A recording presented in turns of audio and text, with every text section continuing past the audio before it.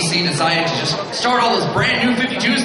They cut down the acts and said, we are going to give you brand new 52, straight up brand new comics, new stories with the same characters from the 1940s. It's new! But it's really good. Anyone pick up Animal Man? Highly recommend. This fall marks not only the DC's 52 #1s, but also the 42 years of the on-off relationship of DC's most visible and volatile couple, Green Arrow and Black Canary. Glad to see you guys watch Justice League Unlimited too. And during these years, our heroes were rich and poor, in sickness and in health, and were both, well, for better or worse.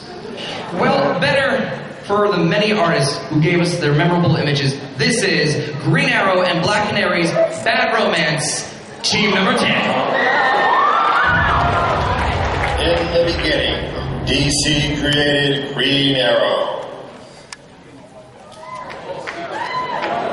But they soon got bored with him. So DC created Fishnets and one hell of a woman to fill them.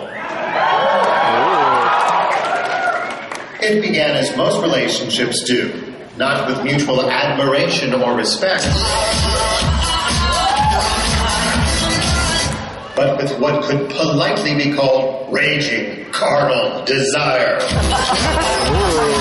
Those euphoric early days quickly gave way to trying times for these hard-traveling heroes, where not only they were tested by their foes, but by their own actions, causing heartbreak and despair. Aww. Times change and people change along with them.